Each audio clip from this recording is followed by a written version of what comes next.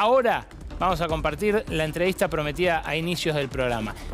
SRNICEK acaba de publicar este libro junto con su esposa, también investigadora, feminista ella, llamada Helen Hester. Él vino de visita a presentar el libro al país. ¿Por qué lo escribieron juntos? Porque habla de la tecnología y el hogar después del trabajo, se titula, y habla justamente de todo eso que seguimos haciendo después de la parte que se nos remunera de nuestra jornada laboral. Pero él es el autor de Capitalismo de plataformas, es el autor del Manifiesto Aceleracionista, es un tipo que ha estudiado mucho esto que hoy transita la relación entre Milei y el establishment extranjero, las grandes fortunas de Silicon Valley, las grandes plataformas, los algoritmos, la inteligencia artificial. De todo eso hablamos en esta charla con SRNICEK en exclusiva para la Ley de la Selva. Studying the platforms in Silicon Valley, big tech, for a while. Do we have something to win with them, as our president thinks? It's a difficult question. I think on one level you can see why he might want it. Sort of massive amounts of investment that are coming from these companies that could be put into a country. But at the same time, they are incredibly powerful companies, perhaps the most powerful companies we've seen in human history, certainly the most valuable companies. And with that power comes a lot of sway over governments. Particularly foreign governments, but also even within America, a huge amount of sway from Amazon, Facebook, Google, in terms of what the government's doing to support them, in terms of the sort of regulations that are made or not made.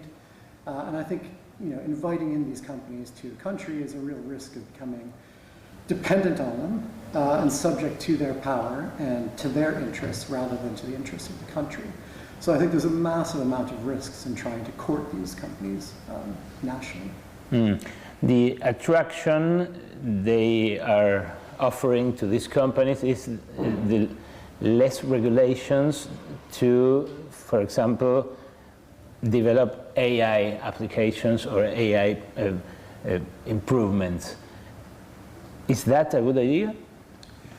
I'm curious about the nature of this policy which has been suggested, because if you look at the AI ecosystem, there's three different layers. There's the infrastructure, which is cloud computing.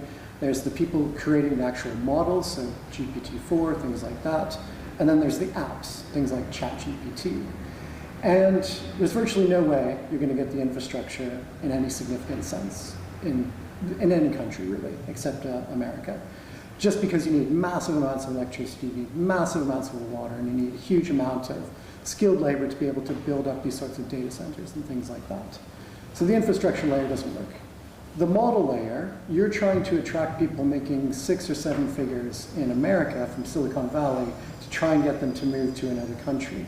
It's incredibly difficult, and a lack of regulation is not going to be sufficient to get these people to move to another country, I don't think. So the model layer doesn't work.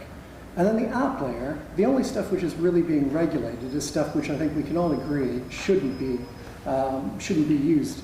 So things like deep fakes without consent, manipulation of campaigns and elections, all of these sorts of things are what are being regulated. And so what are you offering in terms of deregulation? Are you going to allow people to do deep fakes without consent? Are you saying that you can allow people to manipulate elections? So I'm really curious about what actually the content is of deregulation in this context. And how, in what regards the relation between platforms and democracy, there's been a lot of things that happened after you wrote Platform Capitalism. Do you think this is a relation that will change further in the next years? I mean, we will see democracy suffer or experience more influence from the platforms in the next years to come? It's difficult to say. I think on one level, the impact of these platforms on, say, election campaigns has been overstated. So Cambridge Analytica is probably the most famous controversy, this idea that Cambridge Analytica was responsible for the election of Trump, for instance. But a lot of that was actually Cambridge Analytica saying that we are so powerful that we've manipulated this election. It was not. It wasn't that simple. It wasn't that easy.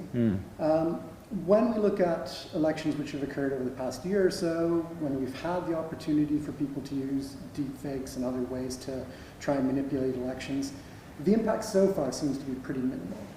Now, that doesn't mean that we should be sort of, blindly naive about what might happen in the future, but I do think there's some overstatement of the impact of these platforms on democracy at the moment.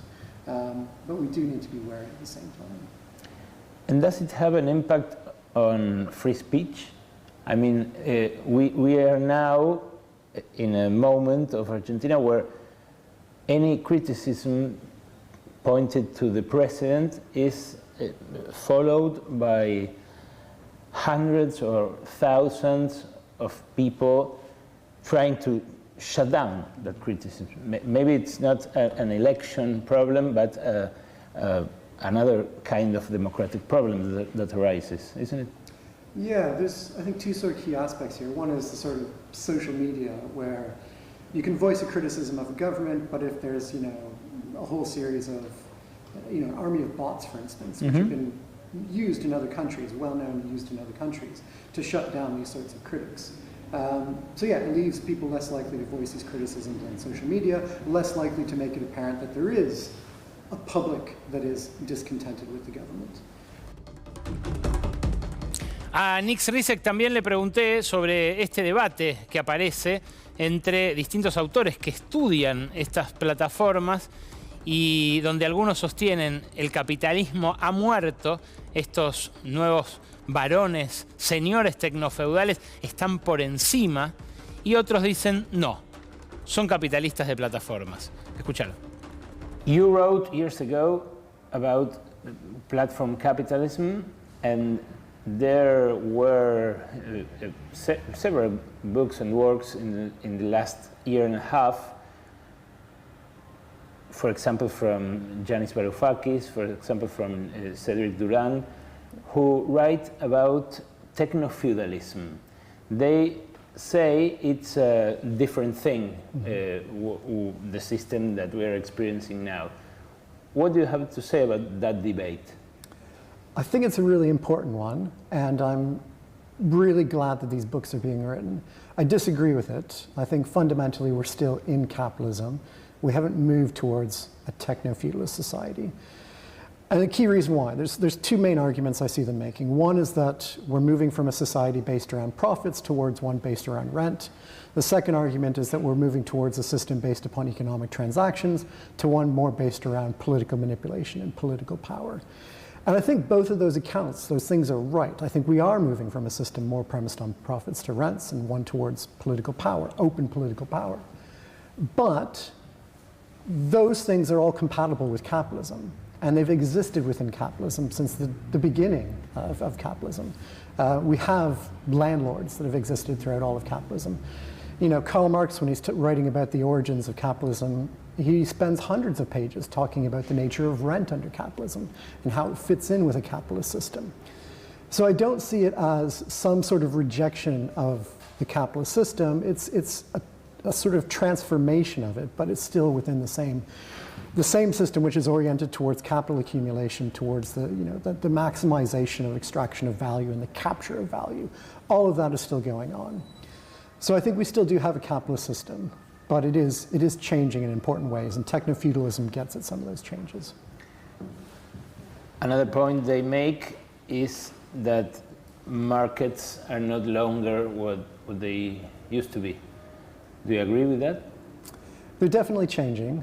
One of the key sort of elements of a platform is that they are replacing markets in some sense. And particularly a company like Amazon, it mediates between buyers and sellers. It is an instantiation of the market. It's the very visible hand of the market.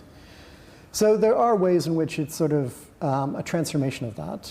But again, markets have always been manipulated in different ways, and markets have always been subject to, different rules which are set by governments, by various institutions, by social norms.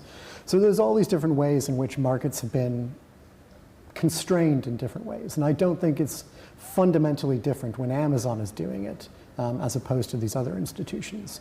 I think it raises important questions, and it's a real issue of the centralization of power that lies in the hands of these companies.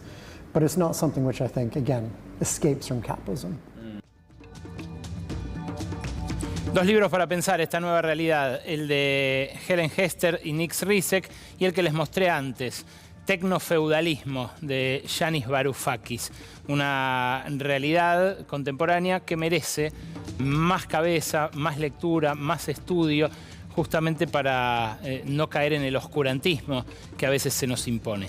Este programa estuvo dedicado especialmente a mi amigo Nahuel Prado. Ustedes saben lo importante que es para este equipo, los hace reír en medio de esta coyuntura, que no es poco.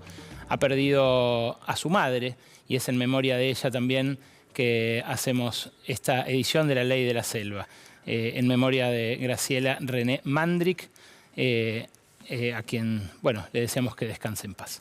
El lunes que viene los esperamos a las 11 y hasta las 0:30 aquí en La Ley de la Selva. Chao.